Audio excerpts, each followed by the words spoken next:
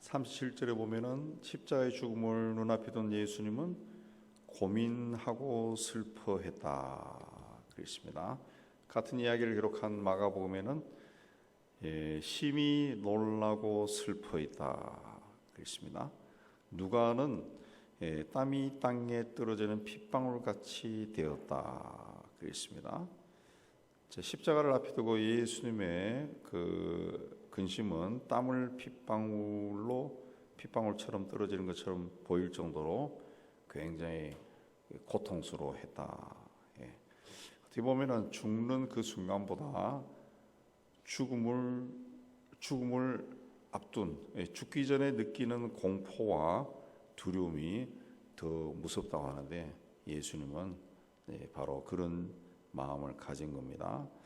예수님이 고민하고 슬퍼하고 또 심히 놀라고 슬퍼하고 땀이 땅에 떨어진 핏방울처럼 그런 기도를 한 것은 예수님도 육신을 입은 인간이기 때문에 그렇습니다. 예수님은 육신을 입은 똑같은 인간이었기 때문에 인간으로서 그 십자가의 고통, 죽음 이걸 받아들이기가 힘드셨을 겁니다. 그래서 말씀에 보면은 할 수만 있으면은 이 잔을 내게서 옮겨달라 그렇게 기도했습니다. 그 몇 번 했습니까? 오늘 말씀 보면은 3번 44번에 3번씩이나 같은 기도로 했다. 반복해서 했다. 우리가 늘 기도하죠. 이 기도할 때 우리의 기도도 같은 기도 제목 반복하는 게 굉장히 많습니다. 같은 어제 했던 걸 오늘 하고 오늘 했던 걸 내일 또 하고 하는 거는 왜 그렇게 합니까? 아직 내가 기도하는 것이 응답이 되지 않았다는 것이 응답이 되지 않았다. 아직 해결이 되지 않았다. 그걸 이야기하는데 예수께서도 반복해서 3번이나 하셨다라는 것은 아직 결심을 못했다는 거고, 그리고 굉장히 갈등이 심했다는 그런 뜻입니다. 아마 예수님도 인간이었기 때문에 상상해 보면은 꼭 죽고 싶은 마음은 없었을지도 몰라요. 조금 더 일을 하고 싶은 마음. 왜냐하면 예수님도 인간이기 때문에 다녀보니까 세상이 너무 참혹하니까 좀 도와주고 싶은 마음도 없지 않아 있었을 겁니다. 우리도 좀 그리스도인으로 좀 선한 마음을 가지고 살면은 온 세상에 되어가는 것을 보면은 그런 마음이 들잖아요. 나에게 좀 어떤 힘이 있다면은, 돈이 많다면은, 또 세상 권세가 있다면 좀 도와주고 싶다. 예수님은 실질적으로 그런 능력이 있었기 때문에 그런 마음을 가졌을 수도 있습니다. 인간으로서도. 하나님으로 인간이 되었지만은 세상 속에서는 그런 마음을 가질 수도 있고 또 죽더라도 십자가에서 죽는 것 같은 그 참혹한 죽음 그건 피하고 싶어 하지 않았을까? 우리는 십자가 바라보면서 그냥 하도 오랫동안 십자가 해서 관념화되어 버렸지만은 또 십자가도 액세서리로 가지고 다니지만은 예수님 시대의 그 십자가는 굉장히 참혹한 형벌이죠. 아마 예수님은 다니시면서 그 십자가에 죽은 사람들을 많이 보셨을 겁니다. 십자가에 달려 처형당한 사람 많이 보셨을 겁니다. 그리고 그 죽음이 어떤 것인가, 그 십자가에 달려 있는 사람이 어떻게 변해가는가, 그걸 다 보셨을 거예요. 그래서 그렇게 죽는 것은 피하고 싶었을 겁니다. 그래서 오늘 말씀도 보면은 제자들과 함께 기도하러 가셨어요. 함께 기도. 그들과 함께한 것은 그들로부터 어떤 위로를 받고 싶어하지 않았을까. 그래서 가장 믿었던 제자 베드로와 세베데의 두 아들 야고보와 요한을 데리고 가신 겁니다. 우리도 이 인생살이가 힘들 때 나를 가장 잘 이해해 줄 수 있는 사람, 그 친구가 부모 형제도 중요하지만 친구가 옆에 있으면 굉장히 힘이 나요. 이상하게 참 힘이 나요. 친구가 옆에 있으면. 예수님도 가장 친하게 지냈던 3명을 데리고 가셨다. 그리고 38절에 너희는 여기 머물러 나와 함께 깨어 있어라 그랬습니다. 38절에 깨어 있어라. 36절에서도 내가 저기 가서 기도할 동안 너희는 여기 앉아 있어라. 또 38절에는 나와 함께 깨어 있어라. 부탁한 겁니다. 부탁. 예수께서 제자들에게 자기를 위해 뭔가를 부탁한 거, 그 성경에 거의 안 나옵니다. 여기서만 나오는데 예수님이 얼마나 그 십자가를 앞두고 고민에 빠졌는가, 굉장히 그 근심을 많이 하셨는가 우리가 알 수 있는 대목이죠. 여기 있어라. 나와 함께 깨어 있었죠. 기도 좀 해달라. 그런 뜻입니다. 근데 기도하고 내려올 때마다 제자들이 잠만 자고 있었어요. 그래서 40절에 나와 함께 1시간 또 깨어 있을 수 없더냐, 답답했습니다. 43절을 보면은 제자들이 굉장히 피곤해서 졸 수밖에 없었다 그랬습니다. 근데 예수님은 앞으로 닥칠 그런 일들을 생각하면은 제자들이 잠만 자는 거 굉장히 답답했을 거예요. 앞으로 가룟 유다가 배반할 겁니다. 군사들을 데리고 올 것이고, 베드로는 자신을 또 모른다고 부인할 것이고, 다른 제자들은 또 자신이 체포당할 때 다 도망가서 어디 숨었는지 나타나지도 않고, 또 십자가에 못 박으라고 백성들은 소리 지르고, 그런 일들이 앞으로 일어날 건데 그걸 생각하면 굉장히 외로울 수밖에 없었습니다. 근데 예수님의 고민과 갈등은 전적으로 혼자 감당할 수밖에 없는 고난이라는 거죠. 고난. 제자들을 볼 때마다 답답하고 안타까웠지만은 주님은 계속 기도하러 갔습니다. 자신의 문제를 하나님 앞에 내려놓고 기도했다는 거죠. 예수님의 기도는 특별한 때에만 한 것이 아닙니다. 습관을 따라 했다. 습관을 따라 했다. 일상적으로 했던 하나님과의 교제죠. 교제. 어쩌다가 하는 것이 아니라 뭐 특별한 때만 하는 것이 아니라는 거죠. 우리는 특별한 때 기도를 많이 하는데 예수님은 습관을 따라 항상 쉬지 않고 했다. 기도라고 하는 것은 내 힘으로는 이 문제를 해결할 수 없으니 하나님의 도움을 요청하는 겁니다.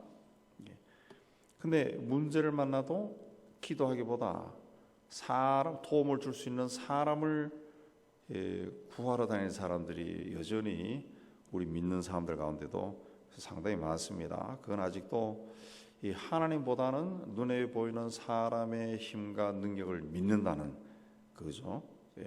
그게 교만이죠. 교만이죠. 사람을 자꾸 쫓아다니는 거, 그건 교만입니다. 교만. 그 사람을 쫓아다녀서 문제를 해결하려고 했을 때 문제가 어느 정도 해결이 되겠죠. 그러나 해결되는 과정에서 이런저런 사람들이 상처를 입어요. 상처를 입고 오해를 살 수도 있고. 늪에 빠진 사람은 절대로 자신의 힘으로 빠져나오지 못합니다. 움직일수록 더 깊이 빠집니다.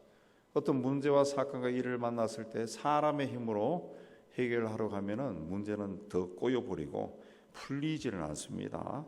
시편 18절에 보면은 다윗은 사망의 줄이 나를 얽고 불의의 창수가 나를 두렵게 하였고 수월의 줄이 나를 두르고 사망의 올무가 내게 이르렀도다. 사망의 줄, 불의의 창수, 수월의 줄, 사망의 올무, 이 다양하게 표현했는데, 그래서 그 환난이에요. 환난. 내가 환난 중에 여호와께 아뢰며 나의 하나님께 부르짖었더니, 환난 중에 하나님께 나가서 부르짖었더니 그가 그의 성전에서 내 소리를 들으시며 그 앞에서 나의 부르짖음이 그 귀에 들려도다.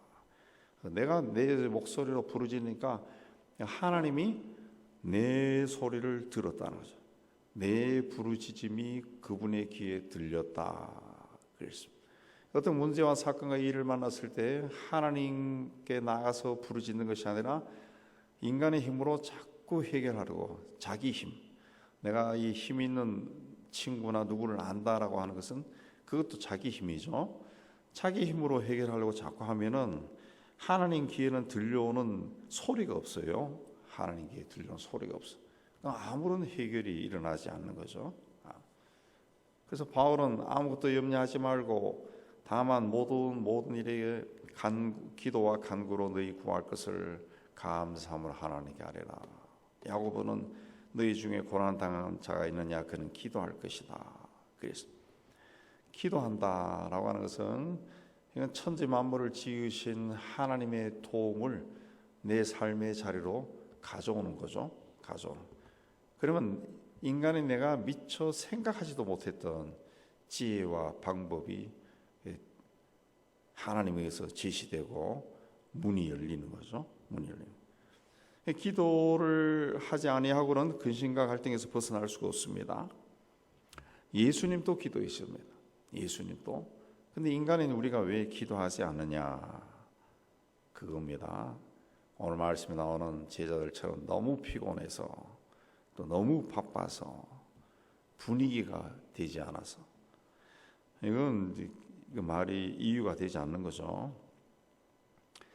성경에 보면은 기도할 때 천사가 우리의 기도를 돕는다 그랬습니다. 예수께서도 겟세마네 동산에서 기도할 때 천사가 나타나서 힘을 더했다 그랬습니다.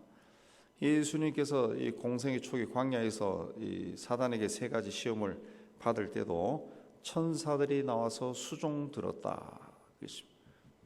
그래서 우리가 기도할 때 막 굉장히 괴로워하고 때로는 두려움, 걱정, 근심으로 기도의 자리에 나가서 기도할 때 한참 하다 보면은 마음이 평온해지는 것은 우리 눈에 보이지 않지만 천사가 와서 우리 기도를 돕는 거고, 또 기도하다 보면은 누구를 미워하는 마음도 정리가 되고, 기도하다 보면은 자기의 어떤 문제에 대한 해결책이 생각이 나고 지혜가 떠오르고, 그다음에 이 천사가 와서 우리 기도를 돕는 겁니다. 하나님은 우리의 기도하는 소리를 들으신다는, 기도하는 소리를 들으신다. 그렇기 때문에 기도할 때는 조금 소리를 내서 하는 게 좋습니다. 자기 귀에는 들리는 소리, 그 하는 게 좋고요. 또 이렇게 새벽 기도도 그 기도 끝나자마자, 그 예배 끝나자마자 확 가버리면은 그 하나님이 듣는 게 하나도 없어요. 하는 게 하나도 없어요. 근데 뭘 이야기해야 하나님이 듣죠. 그 말을 해야 돼. 말을 해야 돼. 마음으로 말하는 거, 그건 조금 다른 기도죠. 마음으로 그 묵상인데, 그래도 이 소리를 내서 하는 게 좋습니다. 성경에 그런 표현이 많이 나와요. 내가 내 목소리로 기도하니 하나님이 들었다. 오늘 말씀에도 나오죠. 내 소리를 들었다. 내 부르짖음이 귀에 들렸다. 그렇습니다. 조금 조곤조곤하게 자기는 아는 기도라 소리를 내는 것이 좋습니다. 예수님은 기도를 통해 가지고 아버지의 원대로 되기를 원하나이다. 그렇습니다. 아버지 원대로, 내 원대로가 아니라 아버지 원대로. 기도했지만은 여전히 자기 뜻이 살아 있는 것은 그 올바른 기도가 아닙니다. 예수님도 중간에 이 잔을 내게서 옮기시옵소서, 자기 뜻을 주장했어요. 근데 마지막에는 아버지 원대로 하옵소서. 기도는 내 뜻을 관철시키기 위해 하나님을 설득하는 것이 아니라 하나님의 뜻이 나를 통해 이루어질 때까지 하는 거죠. 그걸 내가 받아들일 때까지 하는 것이 기도합니다. 그래서 기도입니다. 그래서 기도는 기도를 통해서 내가 살아나는 것이 아니라 기도를 통해서 나와 함께 하시는 하나님이 살아나는 거죠. 하나님의 뜻이 살아나고 하나님의 영광이 드러나는 겁니다. 아버지 원대로 되기를 원하나이다. 이거는 그냥 다 포기해버린 것이 아니라 나는 최선을 다하는 거예요. 최선을 다하고 결과는 하나님께 맡기는 겁니다. 하나님의 절대 주권을 인정하는 거죠. 내 삶은 하나님이 주신 거고, 그러니까 하나님의 절대 주권, 내 인생의 절대 주권은 하나님께 있다. 그걸 이해하는.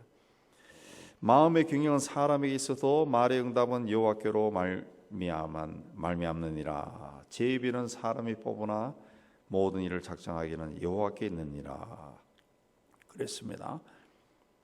예수님은 심히 근심하여 죽게 되었다고 굉장히 걱정이 많았습니다. 그러나 가능하면 잔을 내게서 돌려달라 그랬습니다. 그런데 이제는 죽음의 권세를 정면으로 돌파하겠다는 담대한 모습으로 변화되었습니다. 겟세마네 동산에 올라오실 때는 제자들까지 어떻게 보면 억지로 데리고 와서 좀 힘 좀 되어주기를 원했지만은 기도 마치고 산에서 내려갈 때는 당당해진 겁니다. 당당해진. 기도한 후에, 그렇다고 해서 기도한 후에 십자가의 고난이 없어진 것이 아닙니다. 예.